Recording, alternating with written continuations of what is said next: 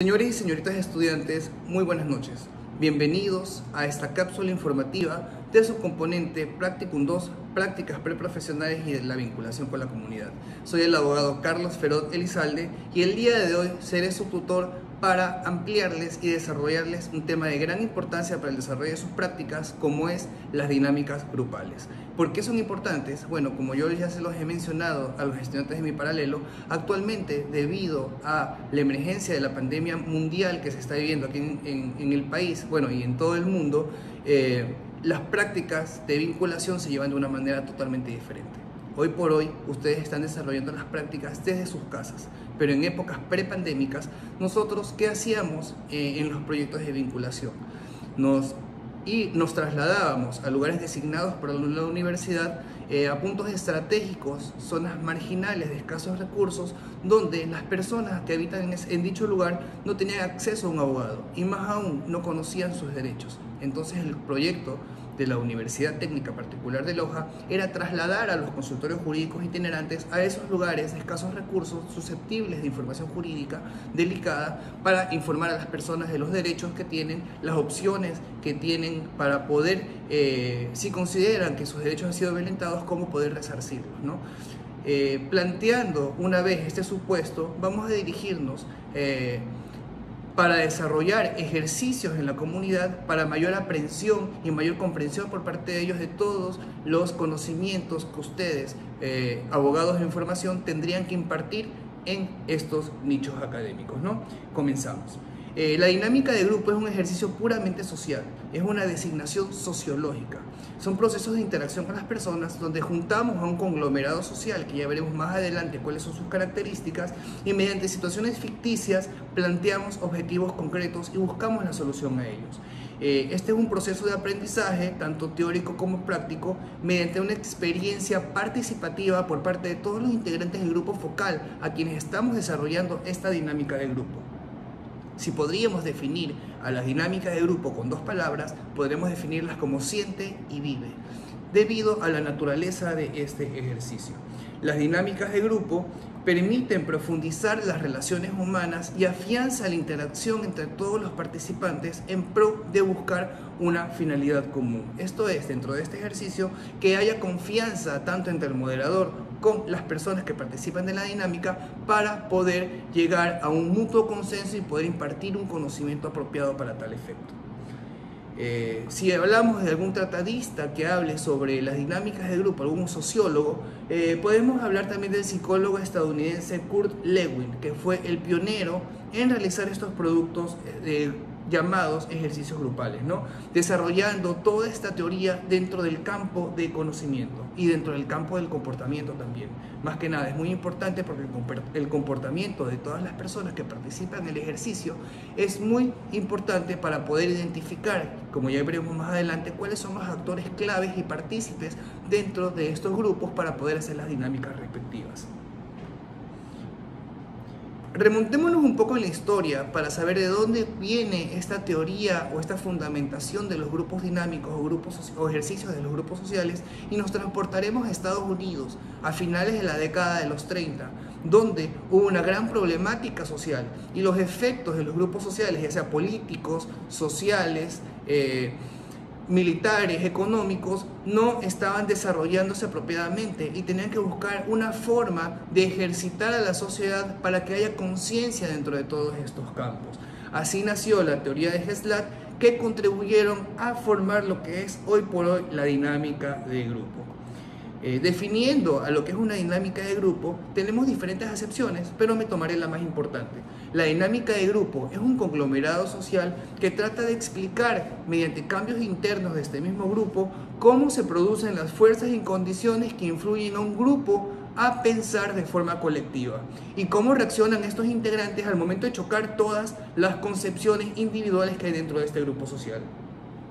Estas se ven reflejadas en todas las interacciones personales dentro de este grupo.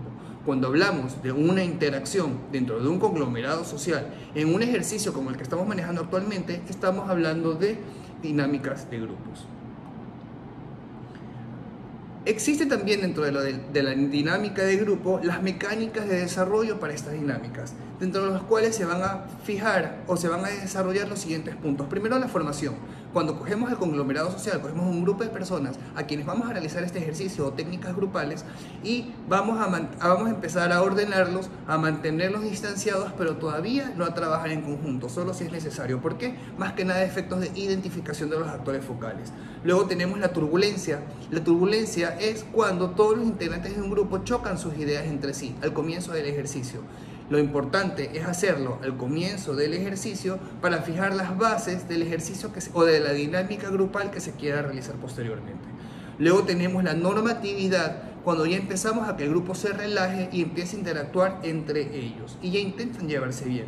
Y finalmente tenemos la ejecución de la dinámica de grupo, que es el ejercicio en sí, donde la característica principal es impartir conocimientos, que todos los integrantes interactúen entre ellos y hay una comunicación abierta y un apoyo mutuo entre todos los participantes. En este punto ya empieza a haber una productividad cuando nos estamos refiriendo a un ejercicio dinámico.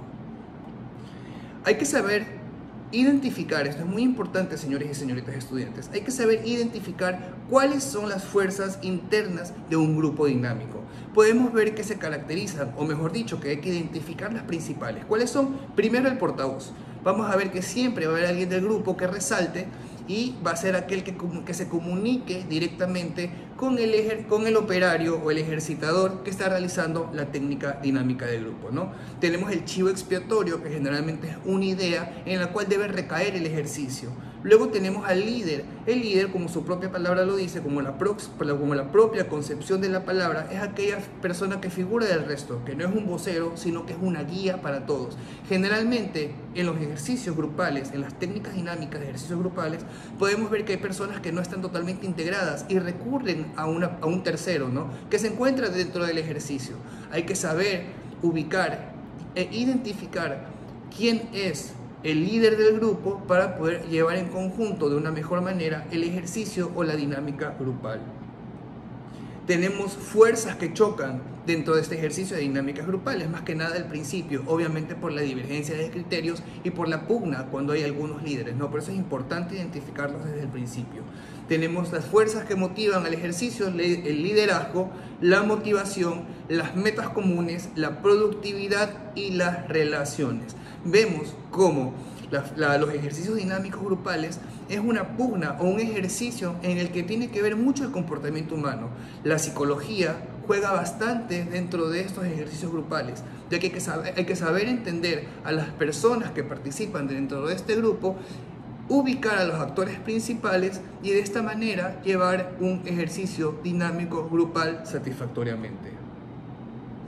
Hay dinámicas grupales, ya veremos más adelante un claro ejemplo de dinámica grupal, no para finalizar esta cápsula.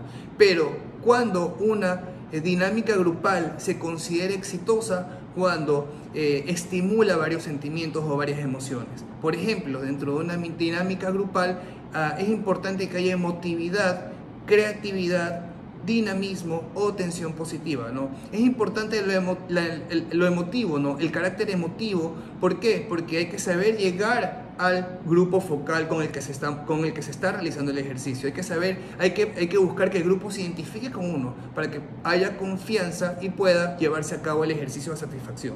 La creatividad es muy importante porque hay alguna serie de técnicas o dinámicas grupales o ejercicios grupales a efectos de impartir un conocimiento o llegar a un consenso mutuo, y es importante la creatividad porque hay que ser claros, no hay que dejar que el grupo se aburra, ¿no? ¿Cómo evitamos que el grupo se aburra? Creativamente. Y tenemos el dinamismo. El dinamismo está íntimamente vinculado con la creatividad, ¿sí? Yo puedo ser creativo, pero también tengo que ser dinámico. Y con esto lo que busco es llamar la atención del grupo focal, ¿sí? o del grupo a quien estamos desarrollando esta dinámica, a fin de que no se aburra, captar su atención y obtener los resultados esperados. Tenemos muchos tipos de dinámicas grupales dependiendo del área grupal que estemos buscando desarrollar. Tenemos unos ejercicios grupales dinámicos formativos que ayudan a desarrollar las capacidades cognitivas de las personas, psicoterapéuticas, ¿sí? Cuando hablamos de un ejercicio grupal psicoterapéutico, estamos hablando que las personas que participan en este ejercicio tienen problemas específicos que buscan superar. Tenemos áreas grupales educativas, que es cuando, mediante las técnicas dinámicas de grupo, se busca conocer nueva información. Tenemos el área social o de sociabilización, que es aprender a comunicarse y a convivir dentro de este grupo social. Y finalmente el trabajo en equipo, si se generan formas de trabajo en conjunto. Si ustedes me preguntan en este momento, abogado Feroz, ¿y qué técnica es la que usted recomienda en el momento de formar estos grupos sociales en estas áreas de escasos recursos para nosotros poder llegar a ellos y poder impartir conocimientos legales y poder asesorarlos correctamente con sus derechos y obligaciones? Yo creo que será una técnica mixta. ¿Por qué? Porque tiene que ser algo formativo, ya que estamos conversando, estamos haciendo ejercicios con personas de escasos recursos que no tienen absoluto, en muchos casos, absoluto conocimiento de derecho, y nosotros vamos a formarlos para que ellos tengan conocimiento de sus derechos y cómo cuidarlos o cómo buscar el resarcimiento en caso de que se los hayan violentado.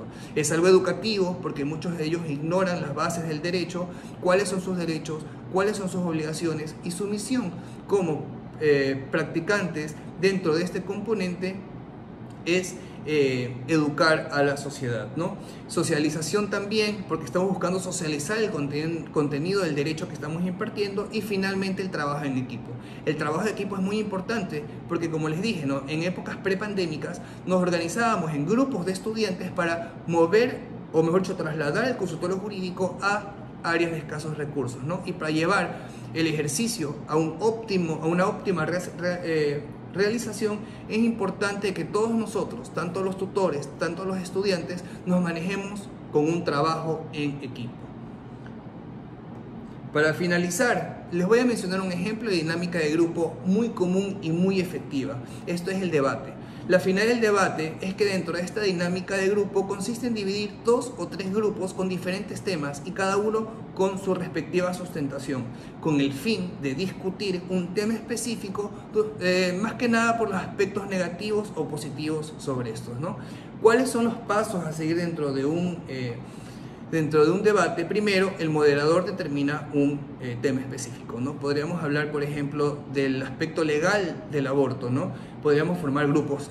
El moderador determina el grupo. Por ejemplo, usa el tema del grupo. Por ejemplo, podemos mencionar el tema del aborto, ¿no? Luego al grupo social se lo divide en 2 o 3 grupos, ¿no? Podemos utilizar a un grupo A como una postura a favor legalista, una postura B que esté en contra con su debido sustento, y una postura C que puede ser una postura mixta, ¿no?, que esté de acuerdo con el aborto en ciertos casos. Una vez que se han definido los grupos y se ha establecido cuál es el rol de cada grupo dentro de este debate, se invita, ¿sí? O mejor dicho, se invita a los estudiantes, a los grupos sociales que participan en este ejercicio, a buscar conocimientos que los ayuden a respaldar su tesis, ¿no? Se investigan los puntos a escoger para luego debatirlos. Cada grupo, ¿sí?, tendrá su tiempo promedio para participar y finalmente se llegará a una conclusión en conjunto por parte de un moderador. ¿En qué campos podemos aplicar estos ejercicios de dinámicas sociales o grupales? Bueno, evidentemente en el derecho, somos estudiantes, ustedes son estudiantes de derecho, entonces el ejemplo claro per se para poder utilizar dentro de un ejercicio grupal es una dinámica de grupo. Puede ser también en la educación, en la psicología, en la integración familiar y en organizaciones religiosas. Como ustedes pueden ver, las técnicas para las dinámicas de grupo abarcan un espectro muy amplio y depende del grupo que esté organizándose y el grupo al quien también está dirigida la mecánica. Esto es todo por el momento. Muchas gracias por presenciar este video. Soy el abogado Carlos Feroz y esta ha sido una cápsula académica dentro del componente Practicum 2 de prácticas preprofesionales y de vinculación con la comunidad. Hasta una nueva oportunidad.